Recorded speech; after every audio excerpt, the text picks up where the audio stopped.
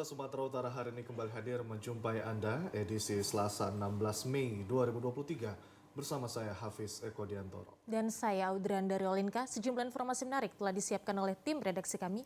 Berikut berita selengkapnya.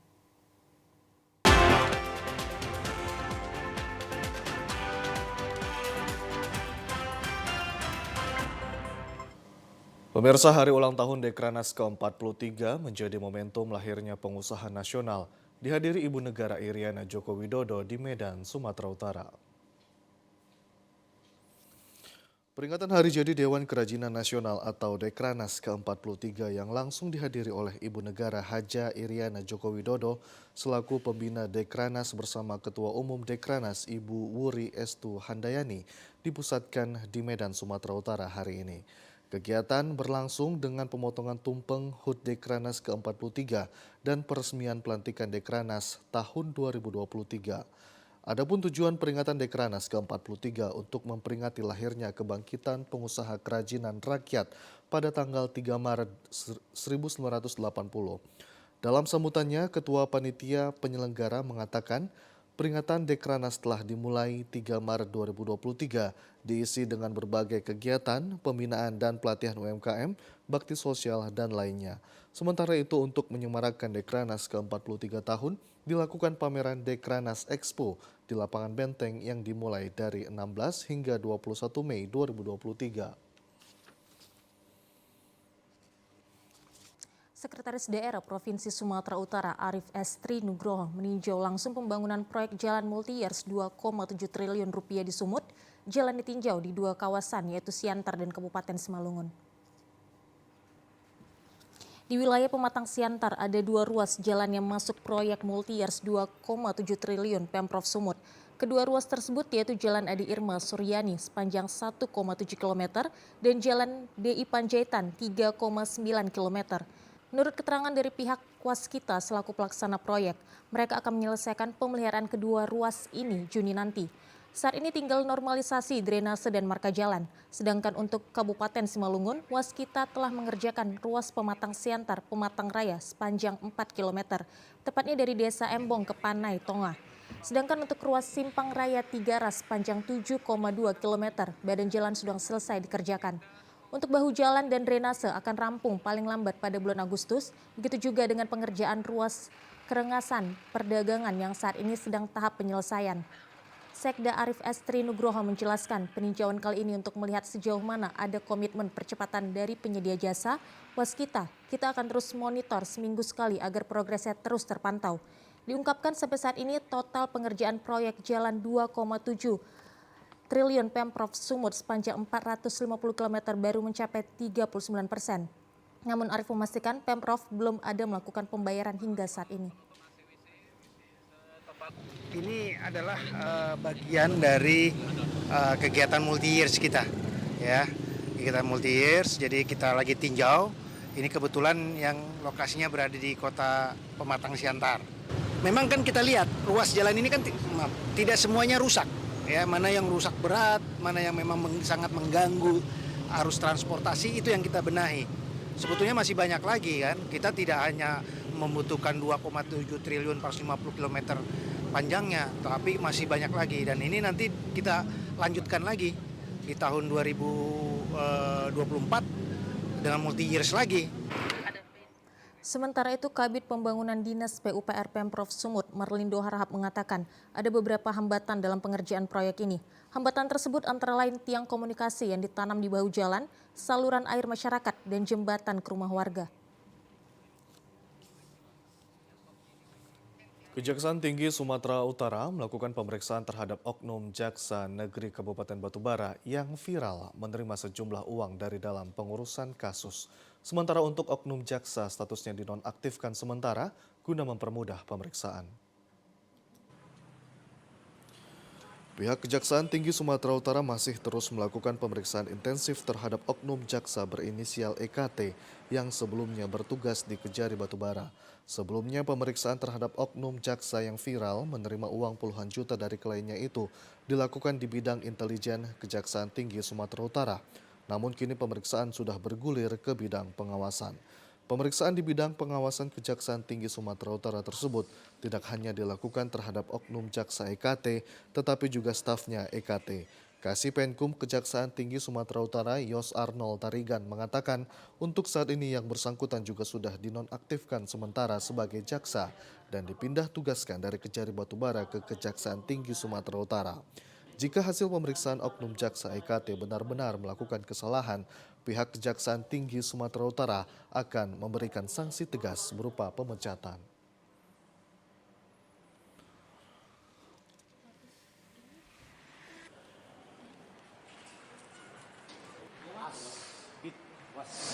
Untuk oknum tersebut yang dulunya bertugas di Kejaksaan Negeri Batubara, saat ini dipindah tugaskan atau ditarik ke Kejaksaan Tinggi Sumatera Utara untuk memaksimalkan proses pemeriksaan di bidang pengawasan. Efisiensi ya, percepatan. Kemudian untuk oknum jaksa tersebut dinonaktifkan jabatan jaksanya. Ya, dicopotlah sementara.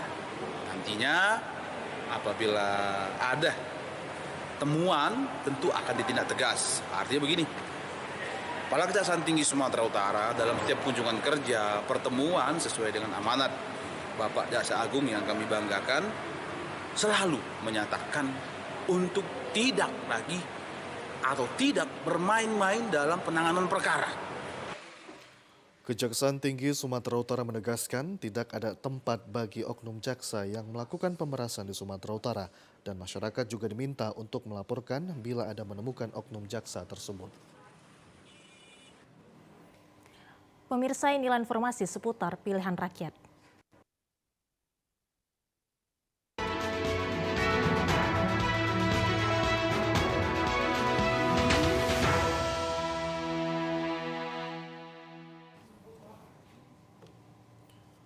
Sebanyak 18 partai politik telah resmi mendaftarkan bakal calon legislatifnya ke Komisi Pemilihan Umum Sumatera Utara. Partai politik yang telah mendaftarkan bacaleknya ini nantinya akan memasuki tahap verifikasi oleh KPU Sumut hingga tanggal 23 Juni 2023 mendatang. Pendaftaran bakal calon anggota DPD RI dan DPRD Sumatera Utara telah resmi ditutup oleh KPU Sumut. Hingga batas akhir waktu pendaftaran tersebut terhitung sebanyak 18 partai politik secara resmi telah mendaftarkan seluruh bakal calon legislatifnya yang akan bertarung di pemilu 2024 mendatang. Dalam verifikasi awal, seluruh partai politik tersebut dinyatakan memenuhi syarat dan diterima oleh KPU Sumut. Komisioner KPU Sumut Batara Manurung menyebut meski dalam tahap verifikasi awal seluruh bacalek yang didaftarkan oleh partainya diterima, namun masih akan ada tahap verifikasi lanjutan berupa administrasi dokumen yang akan berlangsung hingga 23 Juni mendatang. Dalam tahapan verifikasi dokumen, KPU Sumut akan detail memeriksa identitas dari bacalek berupa KTP hingga surat keterangan dari pengadilan sebagai bukti tidak pernah dihukum dengan hukuman minimal 5 tahun atau lebih.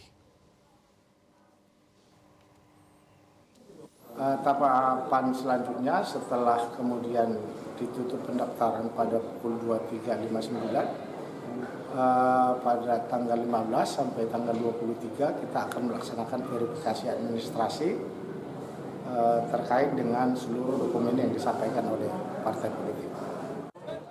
Batara menyebut jika dalam tahap verifikasi dokumen nantinya terdapat bacalek yang berkasnya tidak lengkap, KPU Sumut akan meminta partai politik untuk melengkapi berkas tersebut sebelum batas akhir verifikasi dokumen pada tanggal 23 Juni 2023.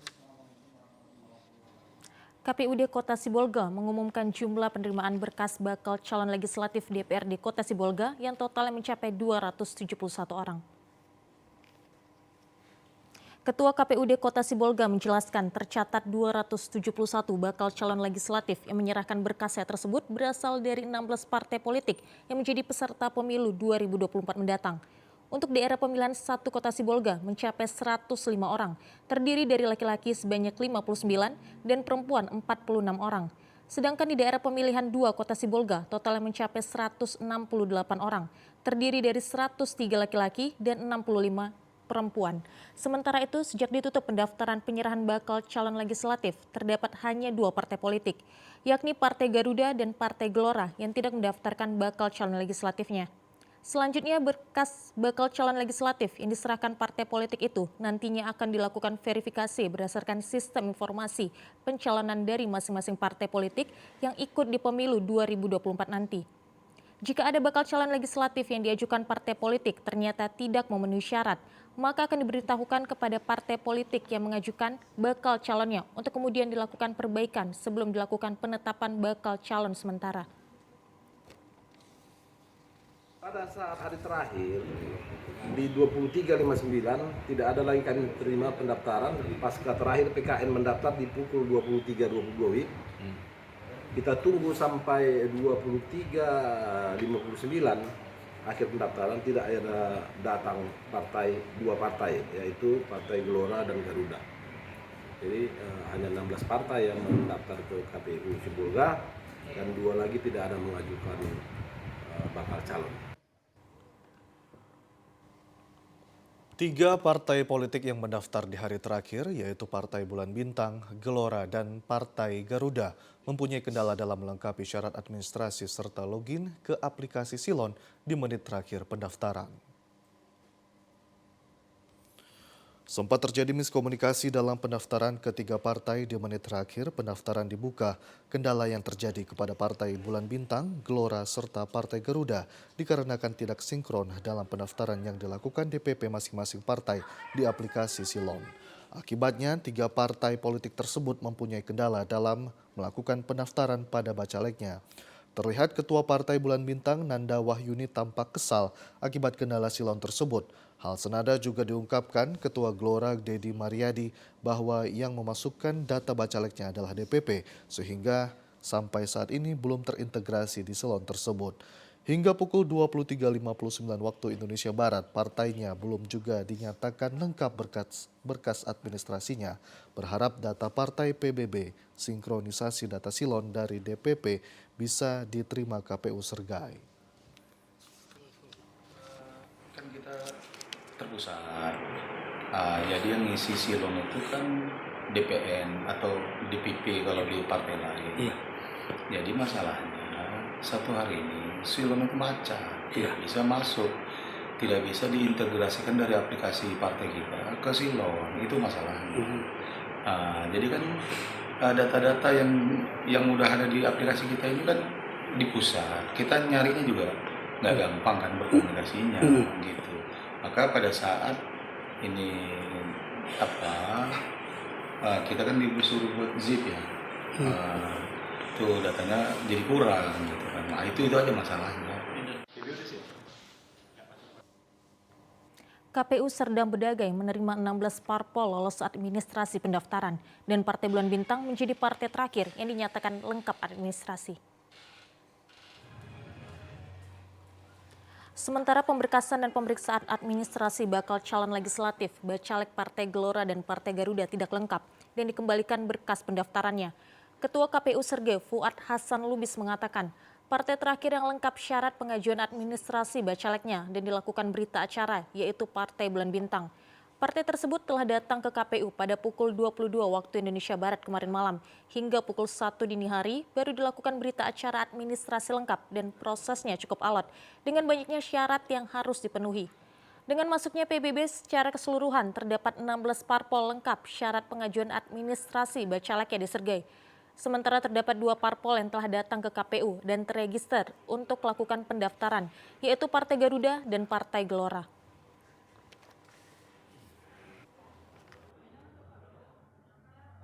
Enam 16 partai politik itu diterima pendaftarannya. 1 partai politik yaitu Partai Garuda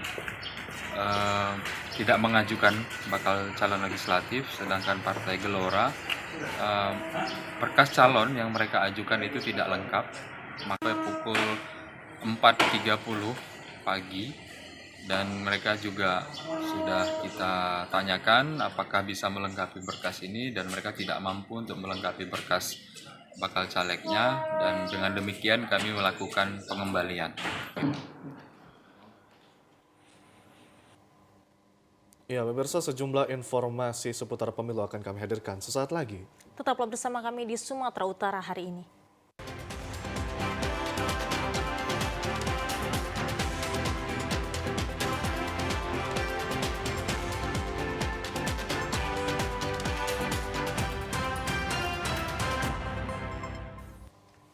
Terima kasih masih bersama kami di Sumatera Utara hari ini. Pemirsa, dari 18 parpol peserta pemilu 2024, hanya 14 parpol yang mendaftarkan bakal calon legislatif ke KPUD Humbang Hasundutan. Ketua KPUD Humbang Hasundutan Binsar Pardamian Sihombing mengatakan, sejak dibuka tahapan pendaftaran Bacalek 1 hingga 14 Mei 2023 lalu, pihaknya menetapkan dari 18 parpol, hanya 14 parpol menjadi peserta pemilu sesuai dengan hasil pendaftaran melalui aplikasi Sistem Informasi Calon atau SILON. Binsar juga menyebutkan parpol yang tidak datang mengajukan bacaleknya ada 3 parpol, yakni Garuda, PBB, dan Partai Umat. Sedangkan satu partai yang ditolak KPUD Humbang Hasundutan, yakni Partai Gelora yang tidak memenuhi syarat administrasi pengajuan bacaleknya.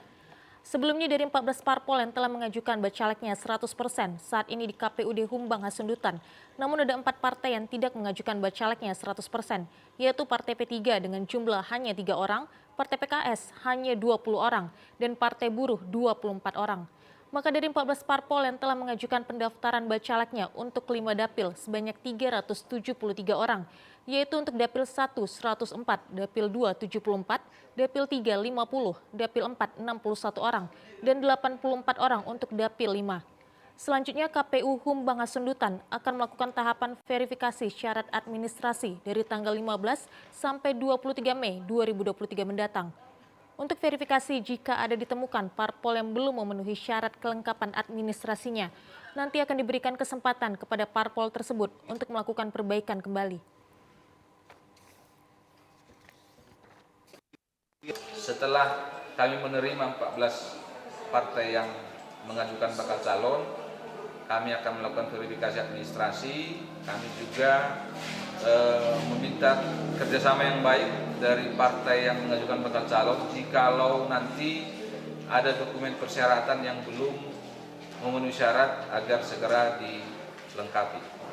Kemudian nanti di masa perbaikan silahkan menyampaikan dokumen perbaikan. Setelah itu nanti kami akan mengumumkan daftar calon sementara. Badan Pengawas Pemilu Bawaslu Kabupaten Deli Serdang mengeluhkan tidak dapat melakukan pengawasan sistem informasi pencalonan di KPUD Deli Serdang dan pihak Bawaslu hanya sebagai pengunjung. Hal tersebut disampaikan Ketua Bawaslu Deli Serdang Muhammad Ali Sitorus usai penutupan pendaftaran pencalonan bacalek dari partai politik parpol di kantor KPUD Deli Serdang. Dikatakan Bawaslu semestinya dapat melakukan pengawasan, penyesuaian dokumen, dan kelengkapan berkas pendaftaran balon legislatif. Namun pihaknya tidak mendapatkan akses silon dan hal ini dikhawatirkan akan menjadi pelanggaran administrasi.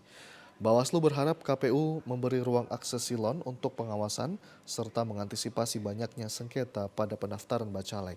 Hal ini perlu dilakukan karena menjadi salah satu tugas Bawaslu, yaitu tindakan pencegahan.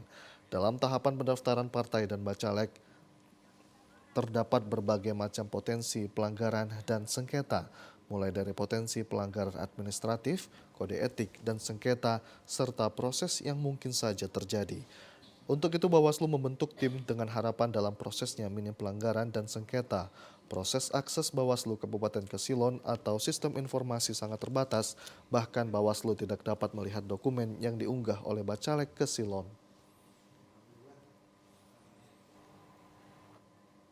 Kami khawatirkan ketika kami tidak bisa mengawasi, melihat langsung silon, ya, tidak melihat dokumen calon, kami tidak bisa mendapatkan informasi terkait caleg-caleg ini. Apakah caleg-caleg ini antar partai memiliki kegandaan terdaftar di partai A atau terdaftar di B, di dapil A atau dapil B, atau di tingkat kabupaten atau tingkat provinsi. Ini Bawaslu berharap KPU dapat memberikan akses agar pengawasan dapat lebih maksimal demi kepentingan tegaknya demokrasi pada pemilu 2024.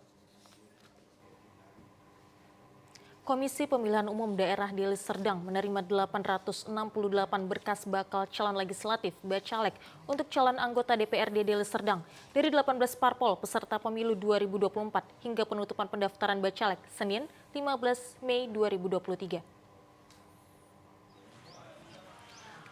Komisioner KPUD Deli Serdang Divisi Teknis dan Penyelenggaraan Pemilu Ziaul Haq Siregar bersama Komisioner Timo Dahlia Daulay kemarin sore di Aula Kantor KPUD Deli Serdang. Ziaul Haq Siregar mengatakan dari 18 parpol peserta pemilu 2024, semua partai sudah menyerahkan berkas bakal caleg anggota DPRD Deli Serdang. Di antara 18 parpol terakhir mendaftarkan bacaleknya, Partai Gelora Deli Serdang.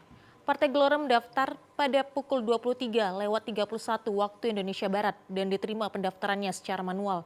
Hal itu disebabkan keterbatasan website pengajuan pencalonan Partai Gelora tidak dapat ditampung pada aplikasi sistem pencalonan Silon, namun dapat diterima dengan cara manual.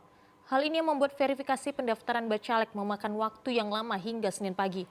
Dalam pendaftaran itu ada 3 parpol yang tidak mencapai 100% jumlah bacaleknya di setiap daerah pemilihan atau dapil.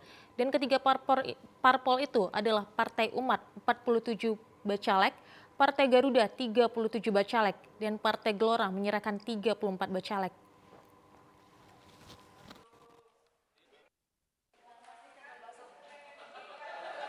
Saya jelaskan bahwa proses pendaftaran partai politik di KPU Deli Serdang kita menerima pendaftaran sesuai tahapan dari tanggal 1 sampai dengan tanggal 14 Mei. Nah, lengkap di Kabupaten Deli Serdang 18 partai sudah mendaftar ke kita. Sebenarnya kalau kendala yang berat tidak ada. Hanya saja pengecekan yang kita lakukan data input di Silon dengan fisik yang kita terima ada sebenarnya kendala di partai. Iya, dari 18 partai yang ada di Kabupaten Deli Serdang, dari 17 partai ini mendaftar melalui Silon, kemudian ada salah satu partai yaitu Partai Gelora, mereka mendaftarkan secara manual. Nah, ini ketika kita berkomunikasi dengan teman-teman Partai Gelora, mereka menyampaikan bahwa kabupaten kota tidak mendapat akses Silon partai politik tersebut dari DPP. Nah, sehingga mereka menggunakan secara manual.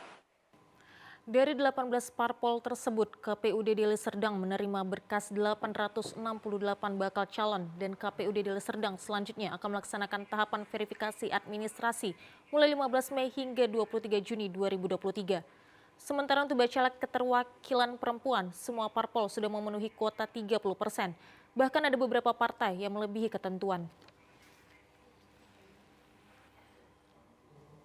Pemirsa, beragam informasi menarik lainnya akan kami hadirkan sesaat lagi. Tetaplah bersama kami di Sumatera Utara hari ini.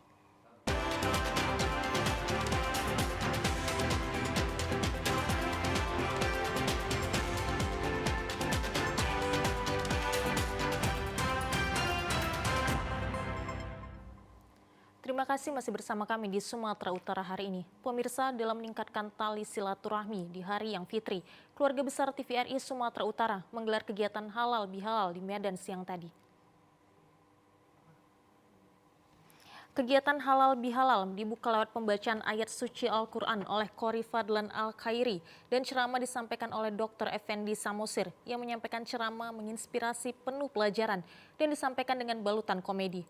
Halal bihalal menjadi sesuatu yang sangat penting karena hubungan manusia bukan hanya kepada Allah Subhanahu wa taala, tetapi juga hubungan sesama manusia. Kesalahan manusia kepada Allah bisa dimohonkan ampun kepadanya melalui istighfar bertaubat dan tidak mengulangi. Namun kesalahan terhadap sesama setiap orang harus memohon maaf kepada individu manusianya langsung atas kesalahan yang dilakukan. Lebih lanjut, Dr. Effendi Samosir menghimbau agar dapat menanamkan keikhlasan kepada ketentuan Allah Subhanahu wa taala, mensyukuri apa yang sudah menjadi ketentuan Allah dan sabar menjalani setiap permasalahan yang ada. Lebih lanjut, siapa yang ingin diluaskan rezekinya atau meninggalkan nama sebagai orang yang baik setelah kematiannya, hendaklah dia menyambung silaturahmi. Kegiatan halal bihalal jangan dimanfaatkan sebagai sarana saling bermaaf-maafan, akan tetapi juga menjadi sarana evaluasi bagi diri agar ukuran keberhasilan selama berpuasa di bulan Ramadan betul bisa didapatkan.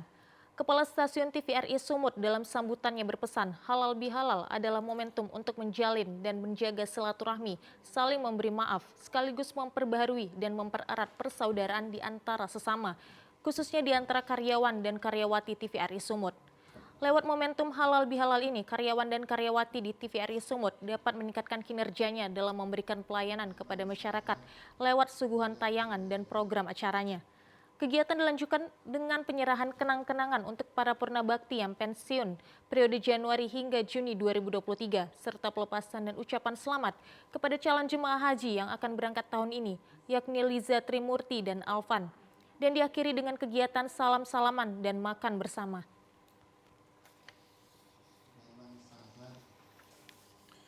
Ya, pemirsa, TNI Polri Sibolga, Tapteng, dan pemerintah setempat melaksanakan penanaman bibit mangrove nasional secara serentak di seluruh Indonesia oleh Presiden Joko Widodo. Penanaman bibit mangrove di Kabupaten Tapanuli Tengah dilakukan di 2 titik, yakni di pesisir Kelurahan Kalangan Kecamatan Pandan Tapteng dan di Mela Panakalan Kecamatan Tapianauli Kabupaten Tapanuli Tengah. Dandim 0211 Tapanuli Tengah usai melakukan penanaman bibit mangrove sebanyak 500 bibit mangrove. Dikatakan Dandim pihaknya telah berkali-kali melakukan penanaman mangrove, namun memang sejauh ini perawatan masih kurang dan kedepannya seluruh pihak nantinya akan dilibatkan kembali untuk perawatannya. Dihimbau kepada masyarakat sekitar, penanaman mangrove bukan kinerja dari TNI Polri ataupun Pemda setempat saja, melainkan butuh keterlibatan masyarakat. Harapan kita, wah ini bukan hanya pekerjaan TNI Polri dan masyarakat atau Pemda, tapi seluruh masyarakat yang ada, saya harap untuk bisa membantu memelihara. Apabila ada memang punya bibit, silakan ditanam lagi sisanya yang ada. Kalau memang ada lagi tempat yang lain yang memang di wilayah mangrove yang bisa kita tanami, nanti sampaikan kepada kita cari waktu yang tepat nanti untuk kita tanam. Penanaman mangrove bersama Presiden Jokowi secara virtual berjalan hikmat yang diikuti Kodim 0211 Tapanuli Tengah itu dilakukan serentak di 7 provinsi kabupaten kota di seluruh Indonesia. Penanaman mangrove dihadiri perwakilan Wali Kota Sibolga, Kapolres Tapteng, Wakapolres Sibolga, Dandim 0211 TT, perwakilan PJ Bupati Tapteng, perwakilan dan Rem 023 KS, perwakilan Angkatan Laut Sibolga, serta masyarakat. Pemerintah Provinsi Sumatera Utara bersama instansi terkait melakukan rapat persiapan jelang peringatan Hari Kebangkitan Nasional sekaligus mengetahui kesiapan para personil. Bertepat di gedung pemerintah Provinsi Sumatera Utara, rapat yang dihadiri unsur TNI Polri serta instansi terkait ini membahas terkait kesiapan pemerintah dalam upacara Hari Kebangkitan Nasional serta Hari Pendidikan Nasional yang akan diselenggarakan pada 20 Mei 2023 di lapangan Astaka. Dalam rapat tersebut, unsur terkait membahas tentang upacara dan serangkaian kegiatan yang akan dihadiri oleh pejabat ternama. Selain itu, pemerintah juga membahas terkait arus lalu lintas serta keamanan selama acara berlangsung. Terima kasih. Hari ini kita melaksanakan rapat lanjutan dalam rangka kesiapan kita melaksanakan upacara peringatan Hari Kebangkitan Nasional dan juga akan dirangkaikan dengan Hari Pendidikan Nasional kita tahun 2023. Jadi tadi secara maraton breakdown pembagian tugas dari masing-masing seksi. Alhamdulillah tadi dari masing-masing seksi sudah mulai melakukan menginventarisir apa-apa yang akan harus mereka persiapkan. Jadi dengan adanya kolaborasi yang baik dari seluruh seksi, kita yakin insya Allah kegiatan upacara ini nanti bisa berjalan dengan lancar dan khidmat. Sekretaris Dewan DPRD Sumatera Utara yang sekaligus sebagai pimpinan rapat Zulkifli mengatakan bahwa rapat tersebut merupakan rapat yang kedua kalinya diselenggarakan. Zulkifli menyebut bahwa belum ada kendala yang ditemukan jelang acara Hari Kebangkitan Nasional yang akan diselenggarakan nanti.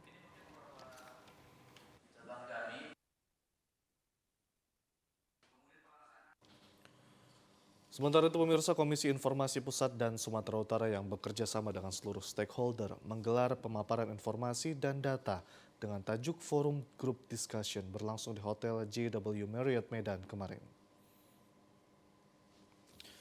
Dalam rangka mengukur implementasi pelaksanaan Undang-Undang Nomor 14 Tahun 2008 tentang keterbukaan informasi publik di Indonesia, Forum Group Discussion FGD memaparkan serta mengukur indeks keterbukaan informasi di Sumatera Utara. Hal ini juga sekaligus menjadi bahan evaluasi bagi Komisi Informasi Sumut dalam menjalankan tugas dan fungsinya. Seperti yang diketahui bahwa keterbukaan informasi menjadi penting sebab dapat juga berperan dalam menentukan indeks demokrasi dalam suatu negara.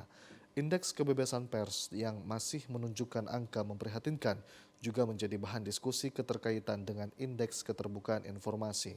Komisioner Komisi Informasi Pusat Gede Narayana menyebut FGD ini digelar sebagai upaya kuantitatif menilai indeks keterbukaan informasi publik di Sumatera Utara. Acara ini merupakan awal dan setelahnya Komisi Informasi akan turun ke lapangan guna menilai angka kuantitatif keterbukaan informasi publik.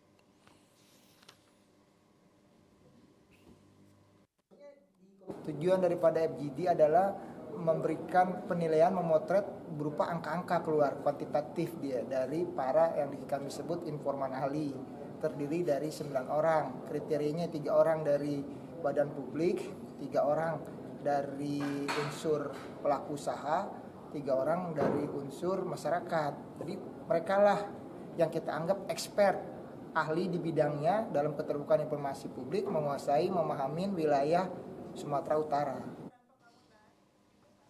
Dalam forum group discussion ini juga melibatkan sejumlah informan ahli yang terdiri dari 9 orang dari berbagai latar belakang seperti unsur badan publik, pelaku usaha hingga masyarakat. Pemirsa, berikut informasi perakiraan cuaca di sejumlah daerah di Sumatera Utara dari Badan Meteorologi, Klimatologi, dan Geofisika Wilayah 1 Medan pada hari Rabu 16 Mei 2023. Halo Sobat BMKG, bersama saya Devri Mandoza akan menyampaikan info perakiraan cuaca untuk esok hari Rabu 17 Mei tahun 2023. Pada pagi hari, kondisi cuaca berawan dan berpotensi terjadi hujan ringan hingga sedang di wilayah Labuhan Batu dan Labuhan Batu Selatan. Pada siang dan sore hari, kondisi cuaca berawan dan berpeluang terjadi hujan ringan hingga sedang di wilayah Padang Lawas Utara, dan Labuhan Batu Selatan. Pada malam hari, kondisi cuaca berawan dan berpeluang terjadi hujan ringan hingga sedang di wilayah Langkat, Deli Serdang, Karo, Simalungun, Pematang Siantar, Toba, Samosir, Asahan, dan sekitarnya. Pada dini hari, kondisi cuaca berawan. Untuk suhu udara maksimum berkisar 35 derajat Celcius, kelembaban udara 60 hingga 95%, angin dari barat laut hingga tenggara dengan kecepatan 10 hingga 30 km per jam. Titik panas atau hotspot di Sumatera Utara pada tanggal 15 Mei 2023 terdapat 3 titik, yaitu 2 titik di wilayah Kabupaten Padang Lawas dan 1 titik di Tapanuli Selatan. Kami menghimbau kepada Sobat BMKG untuk tetap waspada terhadap kondisi cuaca yang cerah dan suhu udara yang tinggi pada siang hari dengan memperbanyak minum air putih, menggunakan pelindung kulit, dan menghindari tubuh dari terkena sinar matahari secara langsung.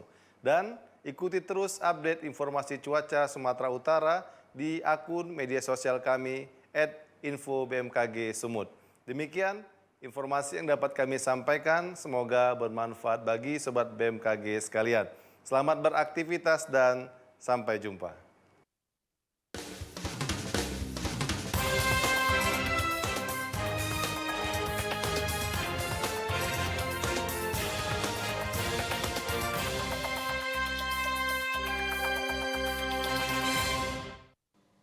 Tahapan pengajuan bakal calon anggota legislatif di Kabupaten Rejang Lebong resmi ditutup pada Minggu kemarin. Tercatat hanya 17 partai politik yang mendaftarkan nama-nama bacaleknya, sedangkan 1 parpol lain yakni Partai Garuda terkonfirmasi tidak mengajukan bacaleknya. KPU Rejang Lebong Restu Satrio Wibowo menerangkan, pada tahapan pengajuan caleg pemilu 2024, hari terakhir terdapat 7 partai politik yang mendaftar dan memakan waktu hingga batas waktu penutupan. Hanya saja para LO parpol tersebut telah meregistrasi pendaftaran sebelum pukul 23.59 waktu Indonesia bagian Barat, sehingga masih dapat diakomodir oleh KPU. Dengan pukul 0 kita tutup, ada 17 partai ya yang sudah mendaftar ke kita. Namun sampai jam ini ada yang masih on proses, tapi registernya sebelumnya sudah dilakukan. Hari ini saat ini Garuda Gelora masih dalam on proses. Kalau memang kemarin ada kendala-kendala, kan kawan-kawan KPU ini kan membuka helpdesk. Artinya apa? Helpdesk itu bisa digunakan oleh kawan-kawan partai politik untuk melakukan konsultasi berkaitan dengan proses pengajuan itu kalau memang banyak hal yang masih diragukan atau belum diketahui oleh kawan-kawan partai politik. Sementara anggota Badan Pengawas Pemilu Rejang Lebong, Nofri, mengatakan, dari awal tahapan pengajuan balon legislatif, pihaknya telah mendorong parpol untuk memanfaatkan masa pendaftaran yang telah dimulai sejak awal Mei 2023.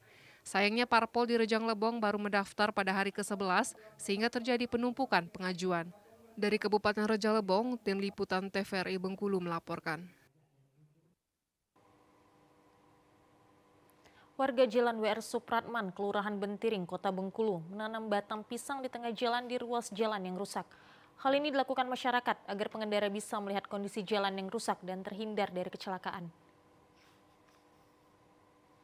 Beginilah kondisi salah satu ruas jalan WR Supratman, Kelurahan Bentiring yang rusak. Kerusakan jalan persis di tengah jalan sehingga warga khawatir kondisi ini bisa menyebabkan kecelakaan lalu lintas. Terlebih pada malam hari mengingat di lokasi ini minim lampu penerangan jalan. Untuk mengantisipasi kemungkinan terjadinya laka lantas, masyarakat memberikan tanda dengan menanam batang pisang di dekat titik jalan yang rusak, agar para pengendara bisa melihat dengan jelas sehingga bisa mengantisipasi kemungkinan terjadinya laka lantas. Mengingat ruas jalan ini ramai dilewati pengendara, terutama pada pagi dan sore hari saat jam kerja maupun pulang kerja. Jalan ini baru saja diperbaiki beberapa bulan lalu dan kondisinya saat ini sudah mulai kembali rusak. Rusaknya ruas jalan ini diduga dikarenakan sering dilintasi kendaraan dengan tonase besar. Tim Liputan TVRI Bengkulu melaporkan.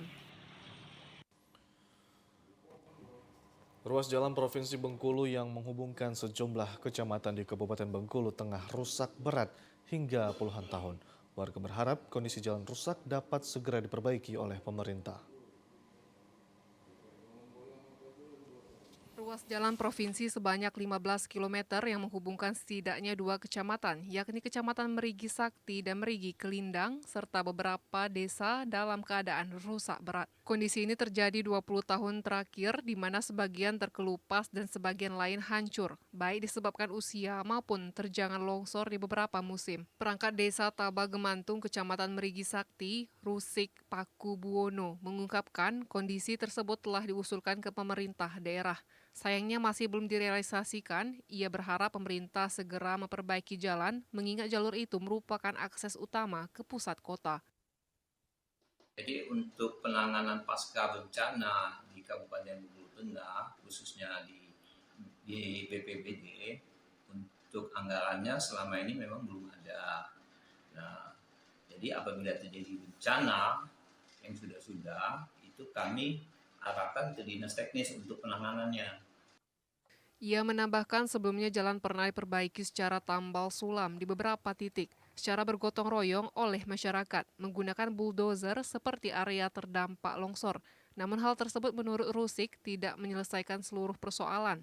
Tak hanya pemerintah daerah, bersama warga ia meminta pemerintah pusat ikut turun tangan. Dari Kabupaten Bengkulu Tengah, Tim Liputan TVRI Bengkulu melaporkan. Komisi Pemilihan Umum KPU Kabupaten Mukomuko tetapkan masih ada 3 wilayah kecamatan mengalami tempat pemungutan suara TPS yang sulit dijangkau disebabkan faktor geografis.